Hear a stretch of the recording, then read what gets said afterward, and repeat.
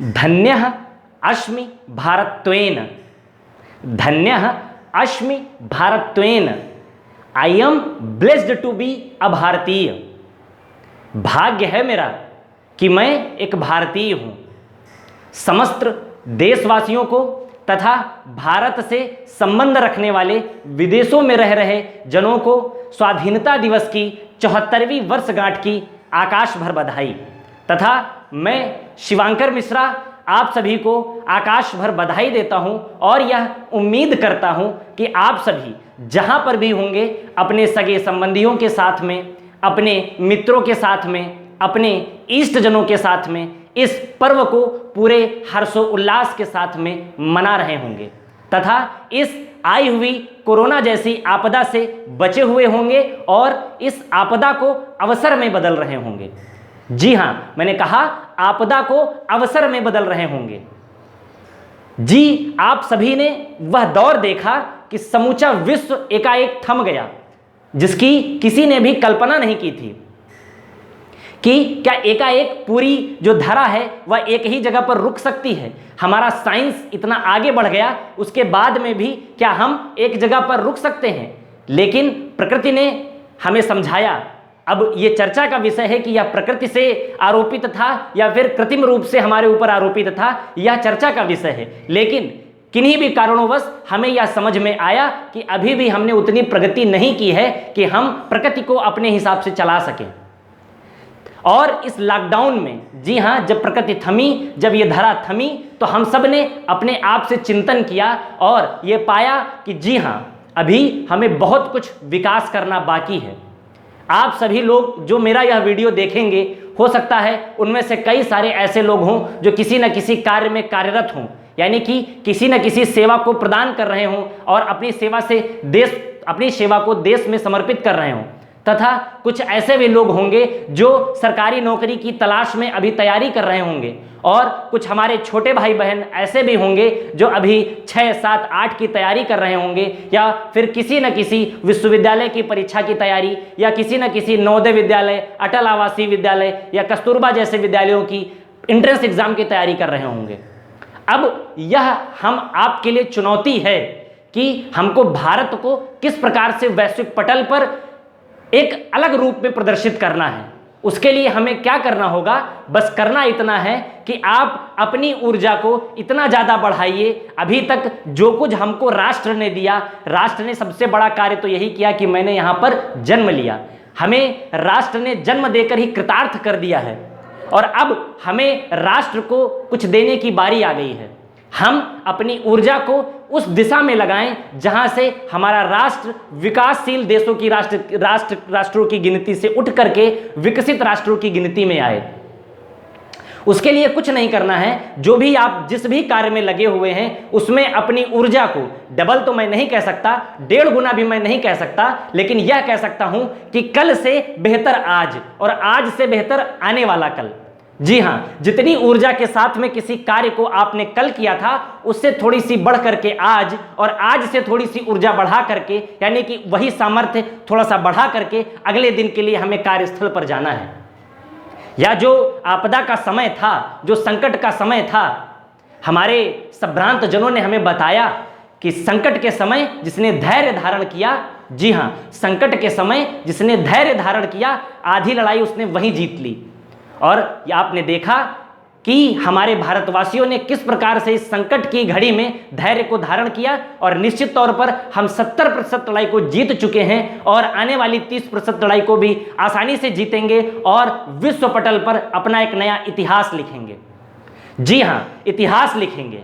और इस स्वतंत्रता दिवस को जो आज हम पर्व मना रहे हैं, इस पर एक प्रतिज्ञा करते हैं और एक मुहिम शुरू करते हैं कि हम अगले दिन कार्यस्थल पर जाएंगे तो एक दुगनी ऊर्जा के साथ में जाएंगे, दुगने संबल के साथ में जाएंगे और चेहरे पर होगी मुस्कुराहट। जी हाँ, वही स्माइल जो हमें बुद्ध ने सिखाया था। जी हाँ, महावीर स्वामी जी ने सिखाया था। हम केरल से लेकर के कन्याकुमारी तक और कच्छ से लेकर के पूरा आपका किबुथु तक समूचा राष्ट्र को यह आह्वान करना है कि अब हमें ऐसे ही नहीं रुकना है, अब हमें जोर शोर से आगे बढ़ना है। रामधारी सिंह दिनकर जी की 4 पंक्तियां याद आती हैं, हमारे राष्ट्र कवि जिन्होंने कहा था, खमखाक ठेलता है जब नर, पत्थर जाते पानी पिघल। जी हाँ, जब हम नर मेहनत करते हैं तो पत्थर को भी पानी बनना पड़ता है, और उसी प्रकार से हमको अब मेहनत करनी है, क्योंकि हमें हमारे लक्ष्य स्वयं तय करने हैं। मैं आपको बता दूं कि मानव निर्मित लक्ष्यों की पूर्ति मानव ही करता है। कोई भी लक्ष्य बड़ा छोटा नहीं है। जो भी स्वयंभू संस्कृतियां हैं, जो भी स्वयंभू अर्थव्यवस्थाएं हैं, चाहे वह अमेरिका हो, चीन हो, आज है कल नहीं है। जी हाँ, आज है कल नहीं है। तो हमें इस ऊर्जा के साथ में काम करना है अपने कार्य क्षेत्र में कि हम अब राष्ट्र को कुछ दे सकें। एक नई सोच के साथ, एक नई ऊर्जा के साथ में आगे बढ़ना है, और हमें थकना बिल्कुल भी नहीं है। हर एक दिन के लिए आप अपना एक विजन तय कीजिए कि कल के कार्य में हमें क्या करना है, कल के कार्य दिवस में हमें क्या करना है, और उसका पूरा खाका खींचने के बाद में जब तक आप उसकी पूर्ति नहीं कर लेते हैं तब तक आपको नींद नहीं आनी चाहिए। यदि 125 करोड़ देशवासी, 130 करोड़ देशवासी यह सपना हमेशा के लिए अपनी लाइफ में बना लेंगे, अपनी दिनचर्या में उसको आत्मसात कर लेंगे, तो मैं यकीन से कह सकता हूं कि डॉक्टर अब्दुल कलाम जी का जो सपना था 2020 तक विकसित राष्ट्र होने का, 2020 तक तो हम नहीं कर सके, लेकिन अगर इसी प्रगति से जो मैंने आपसे आह्वान किया, यह प्रगति आपने अपनाई, तो यकीन मानिए 2025 हमारा होगा। वसीम बरेलवी साहब जी का एक शेर मुझे याद आता है कि मंजिल समझकर, जी हाँ, मंजिल समझकर लोग जिसे आराम करने लगे, मंजिल समझकर जिसे लोग आराम करने लगे, उन्हीं रास्तों से मैं होकर चला गया, उन्हीं रास्तों से मैं होता चला गया। तो अब हमें रुकना नहीं है कि यह हमारी मंजिल है, नित नए हमारे प्रतिमान तय करने हैं, और उनको हमें तय करना है, उनको हमें पूरा करना है, और उनको हमें अपने देश के प्रति समर्पित करना है। एक बार फिर से मैं समस्त उन क्रांतिकारियों को नमन करता हूं, उन ज्ञात अज्ञात क्रांतिकारियों को नमन करता हूं जिन्होंने अपनी प्राणों की आहुति इस देश के स्वतंत्रता संग्राम में दी, तथा 1947 जब से हमारा भारत वर्ष आज़ाद हुआ तब से लेकर के आज के दिन तक उन समस्त लोगों को मैं नमन करता हूं जिन्होंने इस राष्ट्र के लिए अपने प्राणों की आहुति दी बिना किसी परवाह के। एक बार उनके और उनके परिवारजनों के चरणों में मेरा सादर प्रणाम है, और एक बार फिर से मैं उनको बहुत बहुत धन्यवाद करता हूं जिन माओं के वो बेटे हैं। जी हाँ, अमर शहीदों को श्रद्धांजलि, समस्त क्रांतिकारियों को श्रद्धांजलि, और आप सबको बहुत बहुत स्वतंत्रता दिवस की बधाई। एक मुहिम के साथ मैं आपको छोड़ जाता हूं कि आप कल से जब अपने कार्य क्षेत्र में जाएंगे तो दुगनी ऊर्जा के साथ में जाएंगे, और आपके मन मस्तिष्क में यह होना चाहिए कि मैं जो भी कार्य करूंगा कहीं ना कहीं उससे देश का फायदा जरूर होना चाहिए। ऐसा कोई भी कार्य नहीं करूंगा जिससे देश का कहीं भी नुकसान हो। चाहे अब मैं ऐसे निगेटिव शब्दों को यहाँ पर लेना उचित नहीं समझता हूँ। आप सबसे यह आह्वान है कि आप दुगनी ऊर्जा के साथ में अपने कार्य क्षेत्र में लगेंगे, वह आपका कार्य क्षेत्र कोई भी हो सकता है।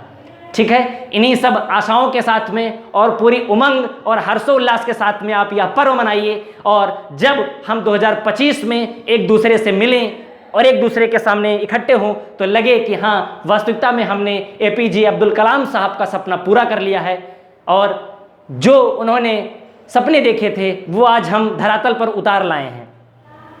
एक बार फिर से आप सभी को स्वतंत्रता दिवस की हार्दिक बधाई, और पूरे खुशी के साथ में आप यह त्यौहार मनाइए और अपने जीवन में कुछ नया आत्मसात कीजिए और आगे बढ़िए। जी हाँ, मैंने पहले भी कहा कि मानव के बनाए हुए लक्ष्यों को पूर्ति, मानव निर्मित लक्ष्यों की पूर्ति मानव ही करता है, और आप एक नया लक्ष्य बनाइए, उसको कल तोड़िए, और एक कल लक्ष्य बनाइए, फिर उसको अगले आने वाले दिन तोड़िए। चलिए, समस्त जनों को एक बार फिर से याद करता हूं और उनके चरणों में नमन करता हूं, और उसी नमन के साथ में जय हिंद, जय भारत, जय राष्ट्र, जय भारत।